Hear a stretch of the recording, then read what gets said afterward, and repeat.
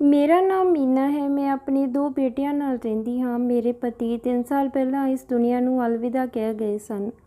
ਅੱਜ ਮੇਰੇ ਵੱਡੇ ਬੇਟੇ ਦਾ ਵਿਆਹ ਹੈ। ਉਸ ਦਾ ਵਿਆਹ ਇੱਕ ਚੰਗੇ ਘਰ ਦੀ ਕੁੜੀ ਨਾਲ ਹੋਇਆ ਸੀ ਤੇ ਮੇਰੀ ਨੂੰਹ ਦਾਜ ਵਿੱਚ ਇੱਕ ਨੌਕਰਾਣੀ ਲੈ ਕੇ ਆਈ ਸੀ। ਮੈਨੂੰ ਕਹਿਣ ਲੱਗੀ ਕਿ ਇਹ ਹਰ ਸਮੇਂ ਤੁਹਾਡੀ ਸੇਵਾ ਕਰੇਗੀ, ਪਰ ਉਹ ਗੂੰਗੀ ਸੀ ਤੇ ਹਮੇਸ਼ਾ ਘੁੰਡ ਵਿੱਚ ਰਹਿੰਦੀ ਸੀ। ਪਰ ਇੱਕ ਦਿਨ ਮੇਰੇ ਛੋਟੇ ਬੇਟੇ ਨੇ ਉਸਦਾ ਚਿਹਰਾ ਦੇਖ ਲਿਆ ਤਾਂ ਉਸਦਾ ਚਿਹਰਾ ਦੇਖ ਕੇ ਮੇਰੇ ਬੇਟੇ ਦੇ ਹੋਸ਼ ਉੱਡ ਗਏ, ਕਿਉਂਕਿ ਉਹ ਨੌਕਰਾਣੀ ਤਾਂ ਉਹੀ ਕੁੜੀ ਸੀ ਜਿਸ ਨੇ 6 ਮਾਸੂਮ ਕੁੜੀਆਂ ਨੂੰ। ਅੱਜ ਮੇਰੇ ਵੱਡੇ ਬੇਟੇ ਨੇ ਫਿਰ ਆਪਣੇ ਵਿਆਹ ਦੀ ਗੱਲ ਛੇੜ ਲਈ। ਇਹ ਉਹ ਮੁੱਦਾ ਸੀ ਜਿਸ ਤੋਂ ਮੈਂ ਹਮੇਸ਼ਾ ਜਾਨ ਚੁਰਾਉਂਦੀ ਸੀ। ਅਜਿਹਾ ਨਹੀਂ ਸੀ ਕਿ ਮੈਨੂੰ ਆਪਣੇ ਬੇਟੇ ਦੇ ਵਿਆਹ ਦਾ ਸ਼ੌਂਕ ਨਹੀਂ ਸੀ। ਮੇਰੇ ਦਿਲ ਵਿੱਚ ਵੀ ਆਪਣੇ ਬੇਟੇ ਦੇ ਵਿਆਹ ਨੂੰ ਲੈ ਕੇ ਬਹੁਤ ਸੁਪਨੇ ਸਨ। ਮੈਂ ਉਸ ਦਾ ਵਿਆਹ ਧੂਮ-ਧਾਮ ਨਾਲ ਕਰਨਾ ਚਾਹੁੰਦੀ ਸੀ। ਪਰ ਮੇਰੀ ਪਰੇਸ਼ਾਨੀ ਇਹ ਸੀ ਕਿ ਮੇਰਾ ਬੇਟਾ ਵੀਰ ਆਪਣੀ ਪਸੰਦ ਦੀ ਕੁੜੀ ਨਾਲ ਵਿਆਹ ਕਰਵਾਉਣਾ ਚਾਹੁੰਦਾ ਸੀ, ਜਦੋਂ ਕਿ ਮੈਂ ਚਾਹੁੰਦੀ ਸੀ ਕਿ ਉਸ ਦਾ ਵਿਆਹ ਮੇਰੀ ਪਸੰਦ ਦੀ ਕੁੜੀ ਨਾਲ ਹੋਵੇ। ਉਹ ਅੱਜ ਵੀ ਜ਼ਿੱਦ ਕਰਨ ਲੱਗਾ ਕਿ ਉਹ ਵਿਆਹ ਕਰੇਗਾ ਤਾਂ ਉਸੇ ਕੁੜੀ ਨਾਲ ਕਰੇਗਾ, ਨਹੀਂ ਤਾਂ ਜ਼ਹਿਰ ਖਾ ਕੇ ਆਪਣੀ ਜਾਨ ਦੇ ਦੇਵੇਗਾ। ਮੈਂ ਉਸ ਨੂੰ ਬਹੁਤ ਸਮਝਾਇਆ, ਪਰ ਉਹ ਮੇਰੀ ਗੱਲ ਸੁਣਨ ਨੂੰ ਤਿਆਰ ਨਹੀਂ ਸੀ। ਮੈਨੂੰ ਉਸ ਦੀ ਜ਼ਿੱਦ ਅੱਗੇ ਹਾਰਨਾ ਪਿਆ। ਕੀ ਕਰਦੀ ਮਾਂ ਸੀ, ਆਪਣਾ ਬੇਟਾ ਖੋਹਣ ਦੇ ਡਰੋਂ ਉਸ ਦੀ ਗੱਲ ਮੰਨ ਲਈ। ਮੈਂ ਉਸ ਕੁੜੀ ਨੂੰ ਦੇਖਣ ਲਈ ਤਾਂ ਕੁੜੀ ਮੈਨੂੰ ਵੀ ਬਹੁਤ ਪਸੰਦ ਆ ਗਈ। ਉਹ ਚੰਗੀ ਅਤੇ ਸਿੱਧੀ ਸਾਦੀ ਕੁੜੀ ਸੀ। ਪਰਿਵਾਰ ਵੀ ਅਮੀਰ ਸੀ, ਘਰ ਵਿੱਚ ਨੌਕਰ ਵੀ ਰੱਖੇ ਹੋਏ ਸਨ। ਮੈਂ ਖੁਸ਼ ਸੀ ਕਿ ਮੇਰੇ ਬੇਟੇ ਨੇ ਇੱਕ ਵਧੀਆ ਕੁੜੀ ਪਸੰਦ ਕੀਤੀ ਸੀ। ਮੇਰੇ ਬੇਟੇ ਦਾ ਵਿਆਹ ਬਹੁਤ ਤਰੀਕੇ ਨਾਲ ਨਿਪਟ ਗਿਆ ਤੇ ਮੇਰੀ ਨੂੰਹ ਨੇਹਾ ਵਿਆਹ ਕਰਕੇ ਸਾਡੇ ਘਰ ਆ ਗਈ। ਪਰ ਉਸਨੂੰ ਅਜੇ ਆਏ ਘੰਟਾ ਕੀ ਹੋਇਆ ਸੀ ਕਿ ਸਾਡੇ ਘਰ ਘੁੰਡ ਕੱਢੇ ਇੱਕ ਕੁੜੀ ਆ ਗਈ। ਅਸੀਂ ਉਸਨੂੰ ਉਸ ਬਾਰੇ ਪੁੱਛ ਹੀ ਰਹੇ ਸੀ ਕਿ ਮੇਰੀ ਨੂੰਹ ਕਹਿਣ ਲੱਗੀ ਕਿ ਉਹ ਕੁਝ ਨਹੀਂ ਬੋਲੇਗੀ ਕਿਉਂਕਿ ਉਹ ਗੂੰਗੀ ਹੈ। ਮੈਂ ਨੇਹਾ ਨੂੰ ਪੁੱਛਿਆ ਕਿ ਤੂੰ ਉਸਨੂੰ ਜਾਣਦੀ ਹੈ, ਤਾਂ ਉਹ ਕਹਿਣ ਲੱਗੀ ਕਿ ਇਹ ਮੇਰੇ ਘਰ ਦੀ ਨੌਕਰਾਣੀ ਹੈ, ਹੁਣ ਇਹ ਇੱਥੇ ਹੀ ਰਹੇਗੀ।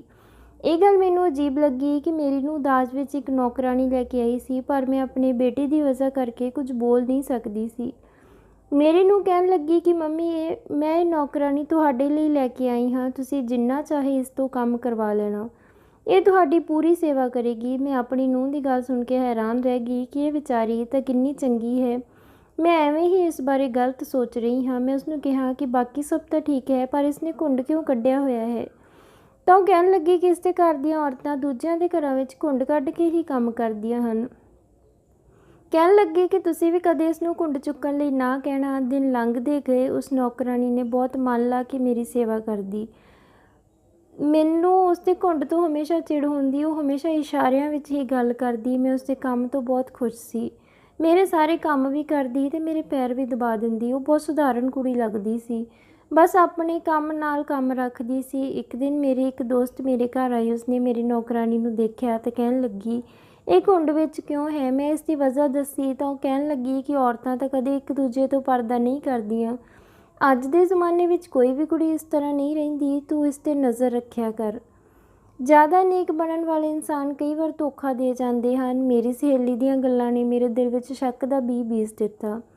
ਹੁਣ ਮੈਂ ਉਸ ਸਿੱਧੀ ਸਾਦੀ ਦਿਸਣ ਵਾਲੀ ਨੌਕਰਾਣੀ ਨੂੰ ਸ਼ੱਕ ਦੀ ਨਜ਼ਰ ਨਾਲ ਦੇਖਣ ਲੱਗੀ, ਉਸਦੇ ਹਰ ਕੰਮ 'ਤੇ ਨਜ਼ਰ ਰੱਖਦੀ।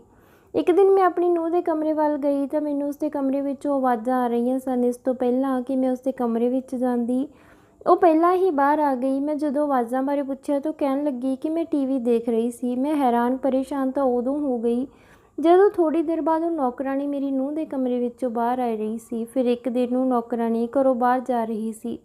ਮੇਰੇ ਪੁੱਛਣ 'ਤੇ ਉਹ ਇਸ਼ਾਰਿਆਂ ਵਿੱਚ ਦੱਸਣ ਲੱਗੀ ਕਿ ਉਹ ਮੇਰੀ ਨੂੰਹ ਦੇ ਪੇਕੇ ਜਾ ਰਹੀ ਹੈ। ਪਰ ਥੋੜ੍ਹਾ ਸਮਾਂ ਪਹਿਲਾਂ ਤਾਂ ਮੇਰੀ ਨੇਹਾ ਦੀ ਮਾਂ ਨਾਲ ਗੱਲ ਹੋਈ ਸੀ, ਉਸਨੇ ਤਾਂ ਅਜਿਹਾ ਕੁਝ ਨਹੀਂ ਕਿਹਾ ਸੀ।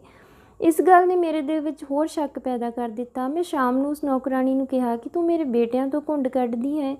ਇਹ ਤਾਂ ਸਮਝ ਵਿੱਚ ਆਉਂਦਾ ਹੈ ਕਿਉਂਕਿ ਉਹ ਤੇਰੇ ਲਈ ਗੈਰ ਮਰਦ ਹਨ, ਪਰ ਔਰਤਾਂ ਤੋਂ ਤੇਰਾ ਪਰਦਾ ਕਰਨਾ ਸਮਝ ਨਹੀਂ ਆਉਂਦਾ। ਮੈਨੂੰ ਤਾਂ ਆਪਣਾ ਚਿਹਰਾ ਦਿਖਾ ਸਕਦੀ ਹੈ। ਮੇਰੀ ਗੱਲ ਸੁਣ ਕੇ ਉਹ ਘਬਰਾ ਗਈ ਤੇ ਨਾਂਹ ਵਿੱਚ ਸਿਰ ਹਿਲਾਉਣ ਲੱਗੀ, ਪਰ ਮੈਂ ਸੋਚ ਲਿਆ ਸੀ ਕਿ ਅੱਜ ਉਸ ਦਾ ਚਿਹਰਾ ਦੇਖ ਕੇ ਰਹਾਂਗੀ।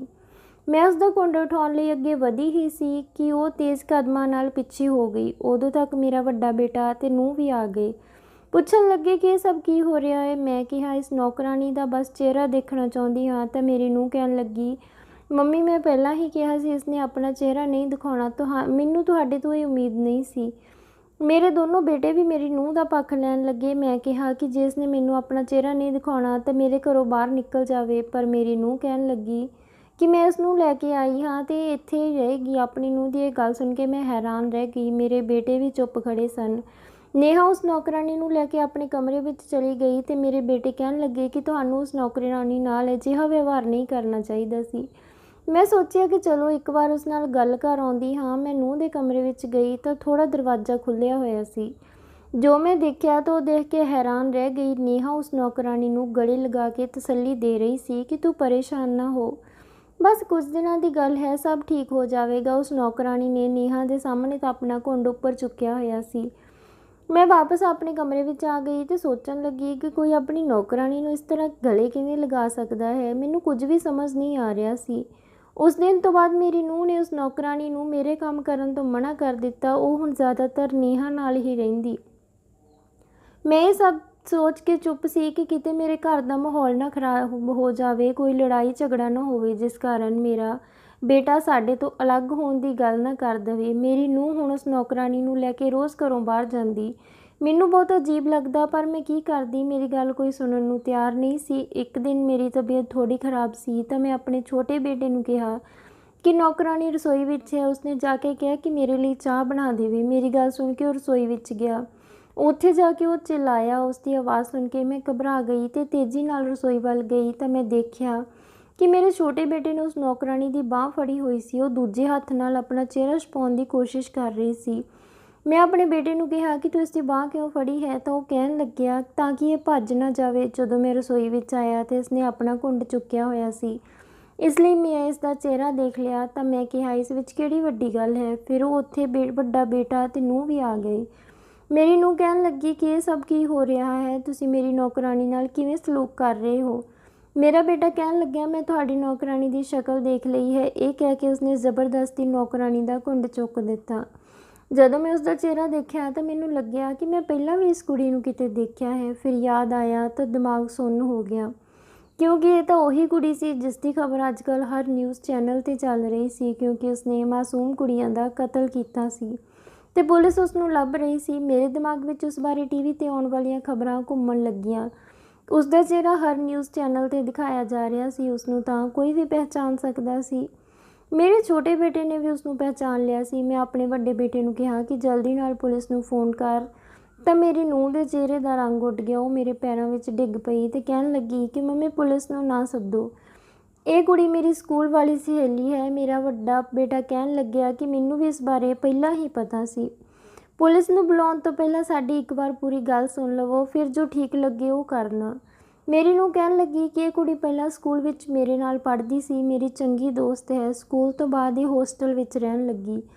उत्थे 6 कुड़ियां दा ग्रुप सी। इन्हां दी एक सहेली नूं एक मुंडा बहुत पसंद करन लग्या सी। वो उसदे पिछे हत्थ धो के पै गया, पर उस कुड़ी नूं मुंडा बिल्कुल पसंद नहीं सी। एक दिन मुंडा सब दे सामने उस कुड़ी नूं परेशान करन लग्या तो उस कुड़ी ने उसके मूँह ते थप्पड़ मार दिता।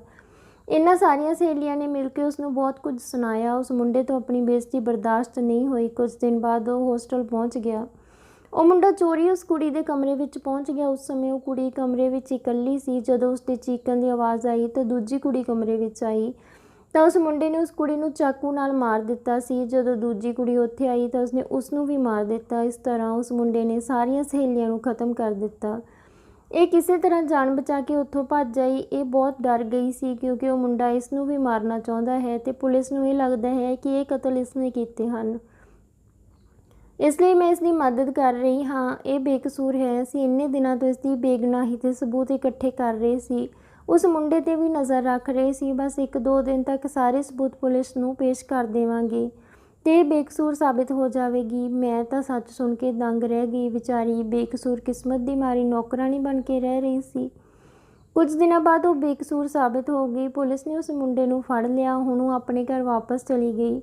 मैनूं खुशी सी कि मेरे बेटे ते नूंह ने किसी बेकसूर की मदद करके उसनूं सज़ा होण तो बचाया सी।